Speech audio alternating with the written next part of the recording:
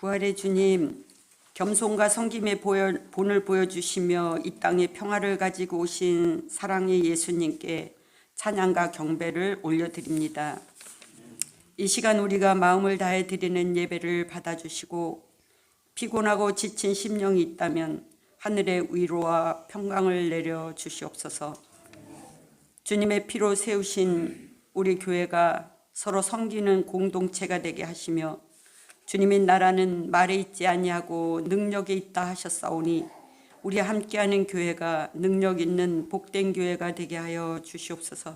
아멘. 우리의 피난처시요 요새가 되시는 하나님이 우리와 함께 하시고 언제나 우리 손을 잡고 계심을 기억하고 지치고 힘들 때라도 다시 힘을 낼 수 있도록 임마누엘 되어 주시기를 간구합니다.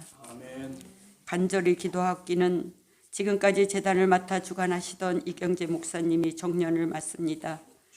뒤를 이어 우리 함께하는 교회를 이끌어 가실 후임 목사님을 주님의 계획과 뜻에 합당한 능력과 권세가 있는 좋은 목사님을 보내주셔서 연약한 교회를 반석 위에 세워가실 수 있도록 인도하여 주시옵소서. 아멘. 은혜로 이 모든 일들이 되어지기를 기도합니다. 아멘. 이 나라 이 민족을 사랑하시는 주님, 이제 22대 국회가 곧 개원합니다. 이번에 총선을 통해 선출된 국회의원들은 당리당략이나 사리사욕에 빠져서 민생을 외면하는 참으로 어리석은 의정 활동들을 멈추고 진정으로 국민을 위하고 국민들이 받아들일 수 있는 공정과 상식에 부합되는 국민의 대의 기관이 되도록 이끌어 주시옵소서. 이 시간 주님의 말씀 앞에 섭니다. 언제나 우리에게 좋은 꼴을 먹이시려고 애쓰시는 목사님을 통해 전해지는 말씀에 아멘으로 화답하며 마음판에 새기게 하셔서 삶 속에서 실천할 수 있는 믿음과 용기를 우리에게 주시기를 간구합니다. 예배를 위해서 각자 맡은 바 본분과 직분을 마음과 뜻을 다해 감당하고자 애쓰는 성도님들 위해 복 내려 주시고 건강을 지켜 주시옵소서. 비록 미약하지만 언제나 주님께 찬양드리기를 기쁜 마음으로 최선을 다하는 우리 샤론 찬양대 한 사람 한 사람 축복하시고 건강 지켜주시고 드려지는 찬양을 기뻐 받아 주시옵소서. 우리의 구원자 되시는 예수님의 이름으로 기도드립니다. 아멘.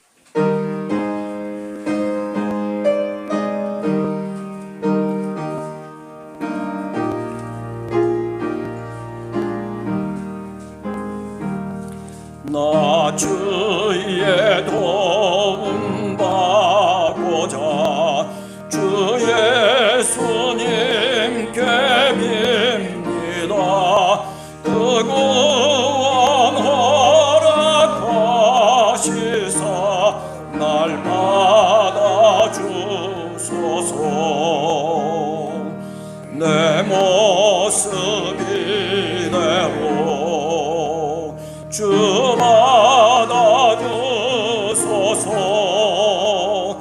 날 위해 돌아가신 주 날 받아주소서.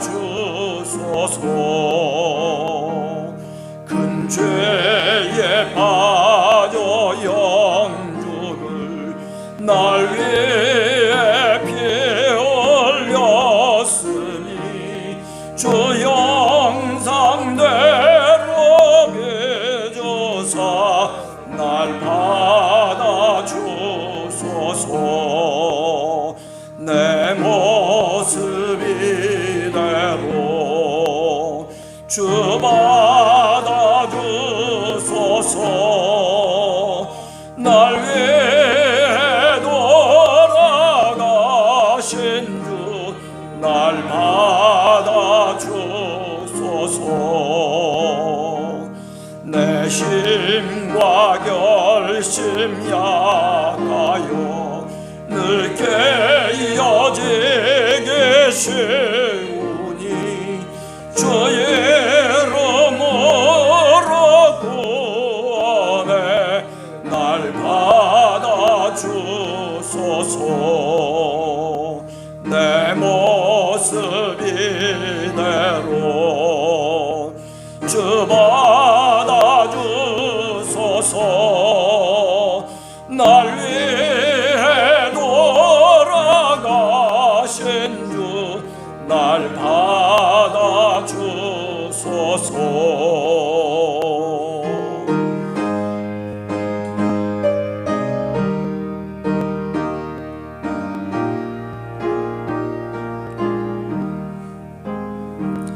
내 주님 서신 발 앞에 나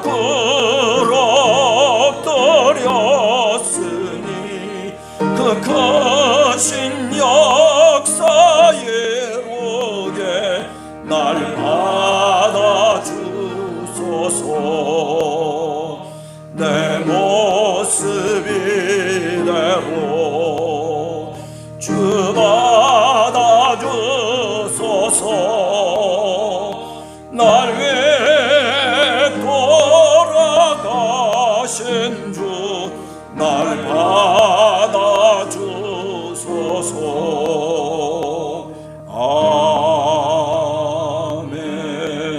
아멘. 제9시 기도 시간에 베드로와 요한이 성전에 올라갈새 나면서 못 걷게 된 이를 사람들이 메고 오니 이는 성전에 들어가는 사람들에게 구걸하기 위하여 날마다 미문이라는 성전문에 두는 자라.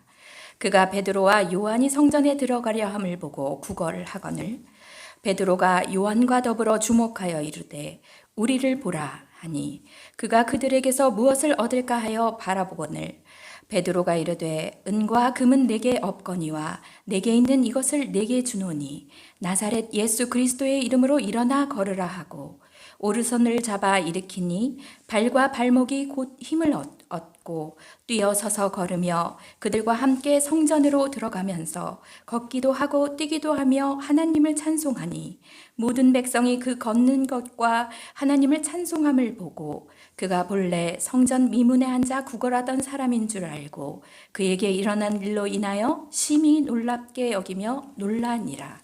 아멘.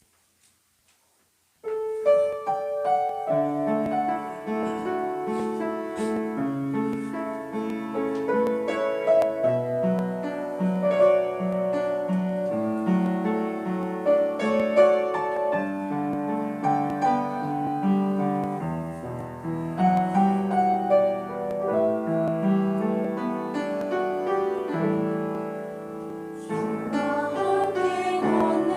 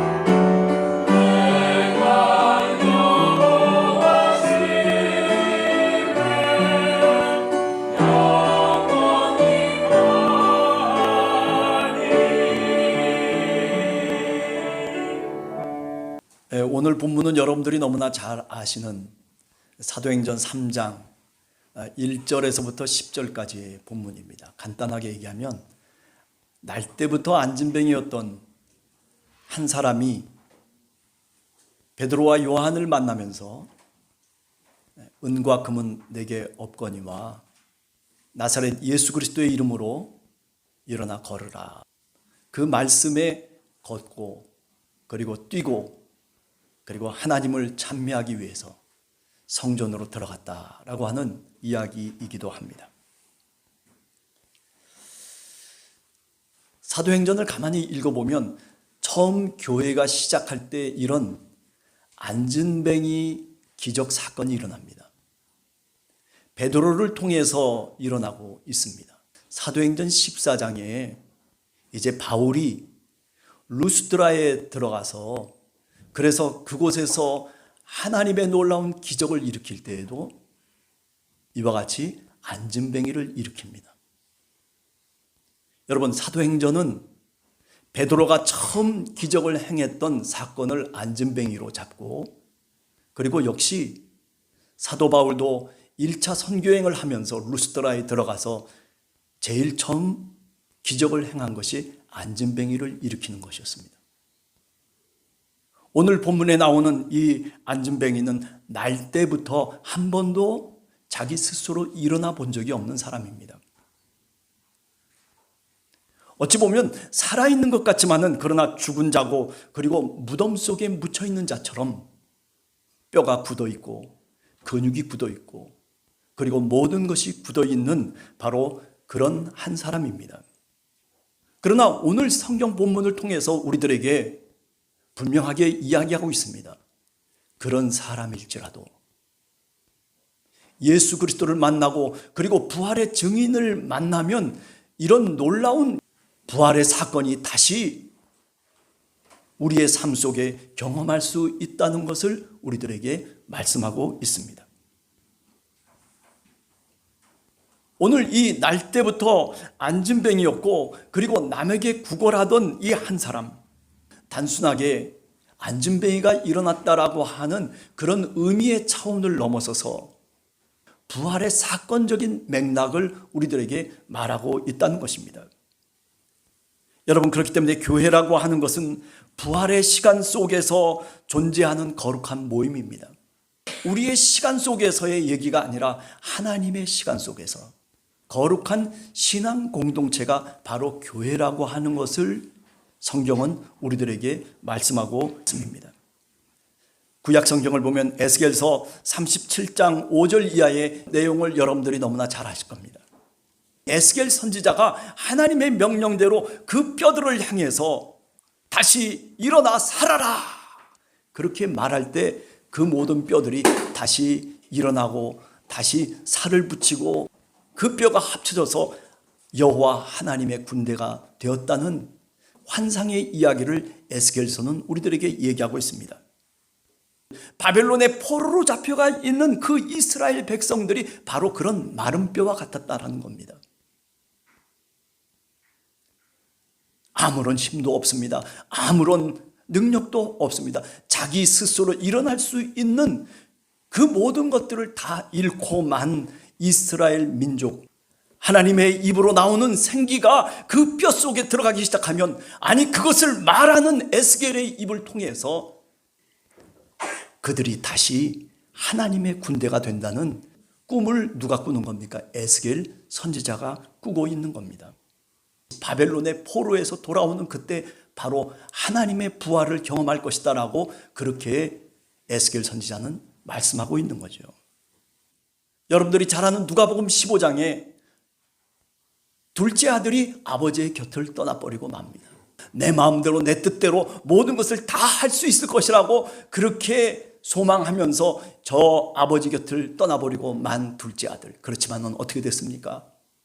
그 비유의 말씀을 통해서 예수님께서 뭐라고 말씀하십니까? 그가 이제 그 이국 땅에서 혼자 모든 것을 다 소진해버리고 맙니다.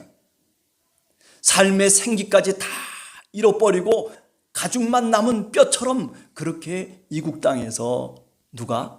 둘째 아들이 그렇게 살아가게 됩니다. 무덤 속에 갇혀 있는 것과 같은 바로 그 둘째 아들이 비로소 그때 깨닫게 되는 게 뭡니까? 내가 하늘과 아버지께 죄를 지었구나.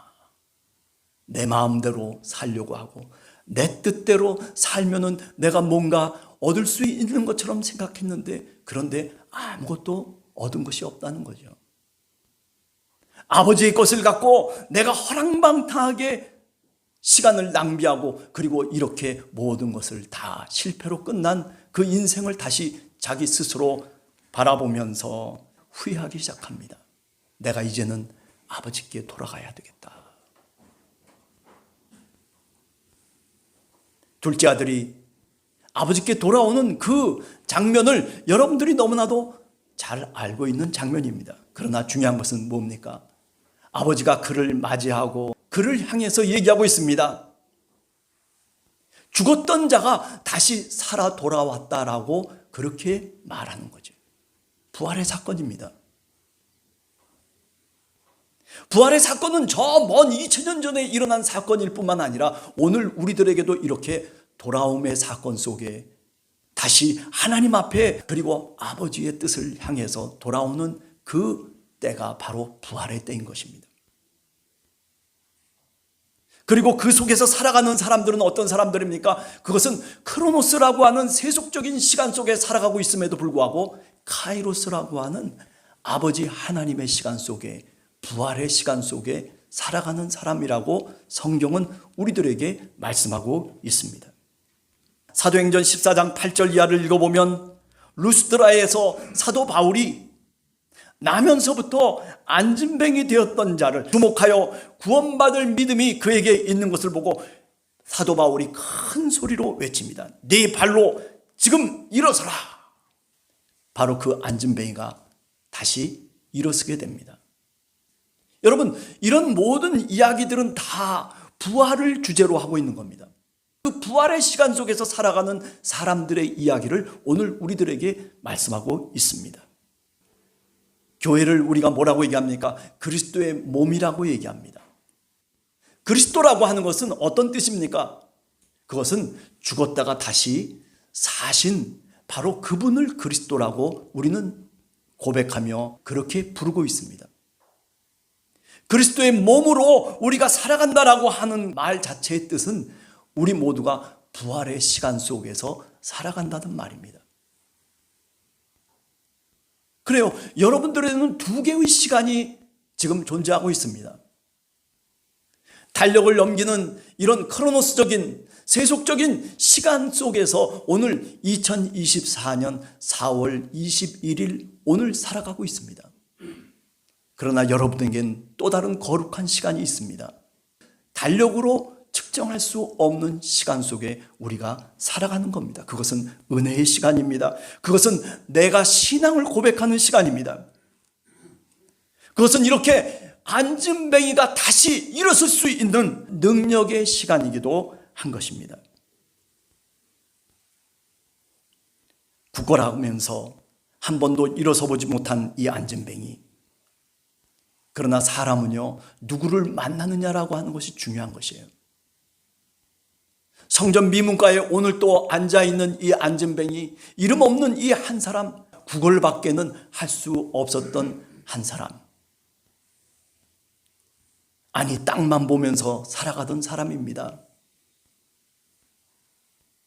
은과 금은 아무것도 가진 것이 없는 그런 사람이었습니다. 하루에 일용할 양식을 얻을 수밖에 없는 사람입니다. 그런데 그 사람이 누구를 만났습니까? 돈 많은 사람을 만난 게 아닙니다. 부활의 증인을 만난 겁니다. 예수 그리스도의 제자라고 얘기할 수 있는 베드로와 그리고 요한을 만난 겁니다. 예수 그리스도를 소유하고 있는 부활의 증인을 만났다라는 사실입니다. 바로 이 안진뱅이, 이 구걸하던 한 사람이 부활의 증인을 만났기 때문에 이 만남의 사건을 통해서 그는 엄청난 기적을 체험하게 됩니다. 이 안진뱅이의 간절한 소원이 무엇겠습니까? 그것은 일어서는 것이었습니다. 걷기도 하고 뛰기도 하고 저 성전을 향해서 내가 들어가고 나갈 수 있는 그런 힘을 얻기를 원했던 한 사람입니다. 아니, 하나님을 찬송하기를 원했습니다. 그것이 이 안진뱅이의 간절한 소원이었습니다. 그래서 일어나자마자 뛰기도 하고 걷기도 하고 그리고 성전을 향해서 올라가는 이 안진뱅이의 모습을 우리는 성경 오늘 본문에서 찾아볼 수가 있습니다. 그에게는 이런 간절한 기도의 제목이 있었던 것입니다. 이런 그에게 부활의 증인이 나타나서 은과 금이 아니라 예수 그리스도의 이름을 얻게 됩니다. 할렐루야. 여러분, 우리 신앙인은 은과 금보다도 예수 그리스도의 이름을 더 가치 있게 생각하는 사람들입니다. 아니, 생각하는 사람이 아니라 그렇게 살아가는 사람이 바로 우리 크리스찬들입니다. 어떤 땐 은과 금이 많았으면 좋겠다라는 생각도 해봅니다. 그러나 가만히 기도하면서 다시 또 기도하면서 생각을 해보면 내가 잘못 기도하고 있구나. 주님 예수 그리스도, 나사렛 예수 그리스도의 이름을 나에게 주시옵소서. 이게 우리 기도의 종착점입니다. 주님, 저에게 은과 금을 주시옵소서라고 하는 그런 기도가 종착역이 아니고 우리 기도의 종착역은 그것을 넘어서서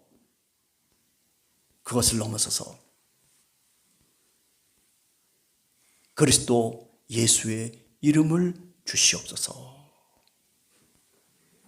성령의 사람은 이렇게 기도하는 겁니다. 오늘 이 성령께서 바로 이 베드로와 요한에게 함께 하셨기 때문에 그 성령의 능력이, 그 성령의 충만함이 바로 이 한 사람 안진뱅이 이 거지를 다시 주님의 백성으로 바꾸어 놓은 겁니다.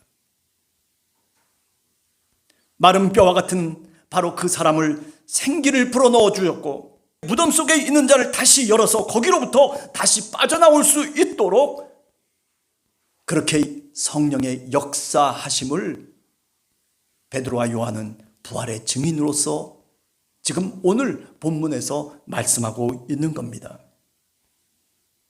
에스겔 선지자가 마른 뼈를 향해서, 그 뼈를 향해서 하나님의 생기를 불어넣으며 일어서라고 얘기할 때 여호와의 군대가 된 것처럼 그 환상을 누구도 갖고 있는 겁니까? 바로 오늘 주님의 제자인 베드로와 바울도 그 환상을 갖고 있는 거예요. 여러분, 오늘 우리가 신앙의 삶을 살아가면서 그래요, 세상이 마른 뼈와 같아요. 아니, 땅 속에서 살아가는 사람들처럼 땅만을 바라보면서 거기에 모든 것을 쏟고 살아갑니다.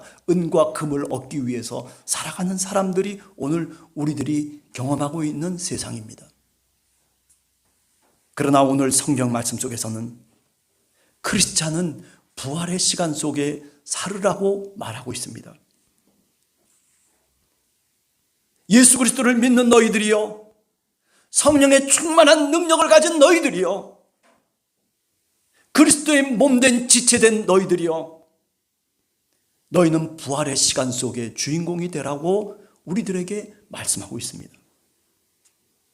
자, 그렇다면 부활의 시간 속에 살아가는 크리스찬이 되기 위해서는 어떻게 해야 됩니까? 첫 번째로는 우리 신앙의 루틴을 잃어버려서는 안 됩니다. 신앙의 루틴이라고 하는 게 뭡니까? 늘 그렇게 살아가야 된다고 하는 거예요.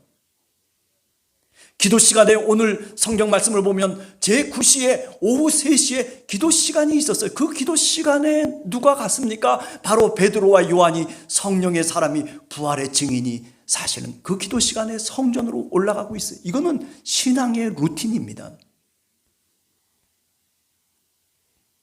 우리가 사업을 한다거나 또는 우리가 어떤 다른 일을 할 때도 이 루틴을 잊어버리면 안 돼요.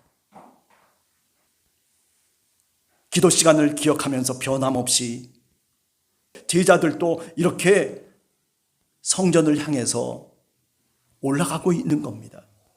하나님의 임재의 자리를 그리워하고 그리고 그것이 내 자리라고 생각하면서 그곳을 지키고 있는 신앙인의 모습을 우리들에게 보여주고 있는 것.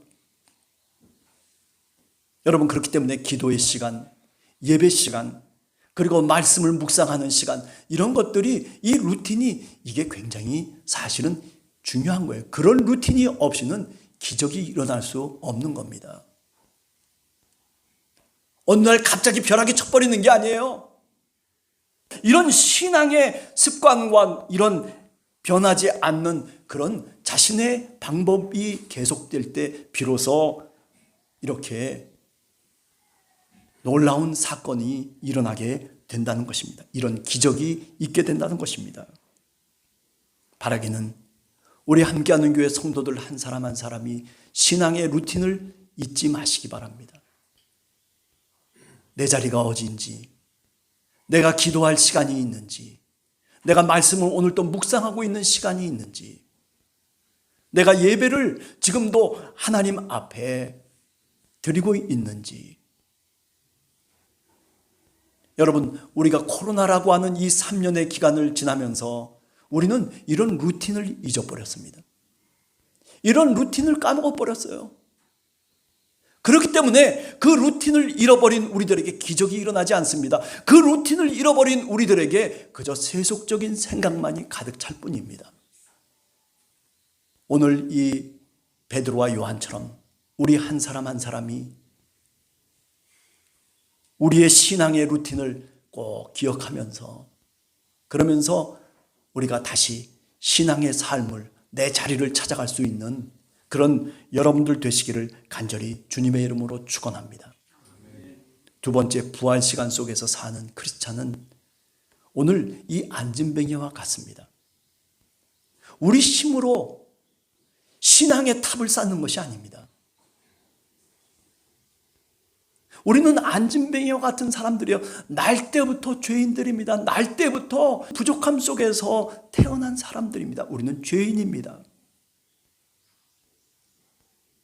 하나님의 말씀대로 살려고 하지만은, 하나님의 뜻대로 살려고 하지만은 우리가 얼마나 연약합니까? 늘 넘어지고, 그리고 우리 자신에 대해서 실망할 때가 얼마나 많습니까?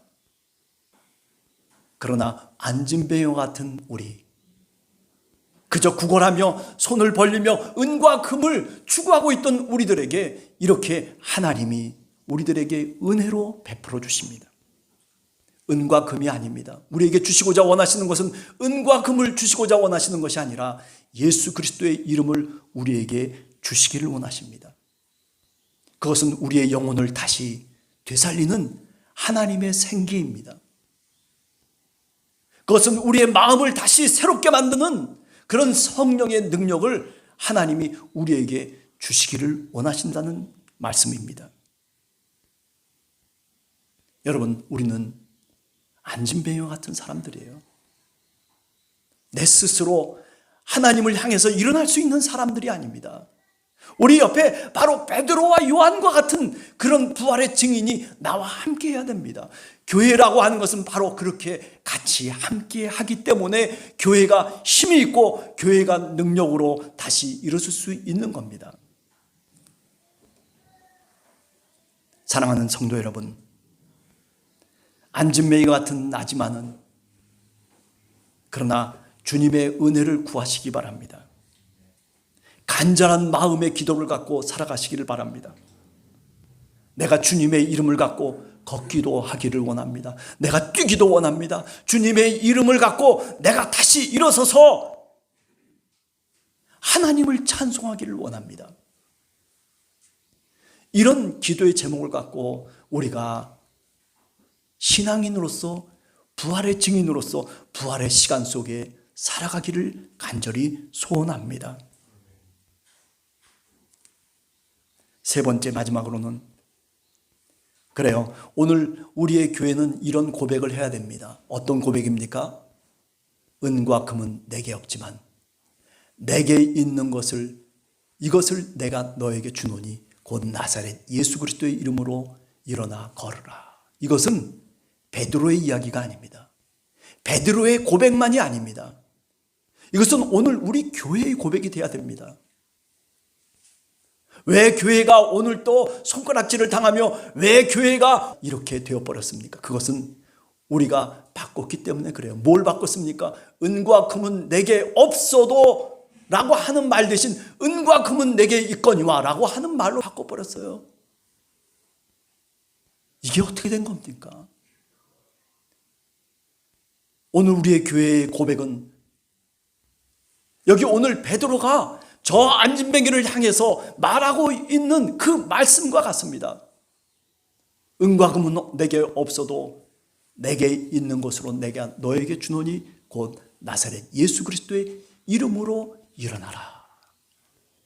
이게 교회의 고백이 되어야 됩니다. 예? 이 고백이 뒤집어지면 안 되는 거예요. 뒤집어지니 어떻게 돼버리고 맙니까? 결국 교회라고 하는 것이 자기의 바벨탑만 쌓을 뿐입니다. 종탑은 높이 올라가고 건물은 그럴듯하게 올라가지만은 그러나 그 속에 예수 그리스도의 십자가가 없습니다. 그저 자기 원하는 대로 은과 금을 얻기 위해서 동분서주하며 그리고 하나님을 마치 은과 금을 얻어야 되는 통로인 것처럼 그렇게 생각하면서 신앙의 삶을 살아가고 있는 사람들이 오늘 얼마나 많습니까? 여러분들이나 저나 우리의 교회가 은과 금은 비록 없을지 모르지만은 그러나 내게는 예수 그리스도의 이름이 있다는 이런 확신과 이런 고백이 여러분과 우리 교회의 고백이 되기를 간절히 주님의 이름으로 축원합니다. 기도하겠습니다.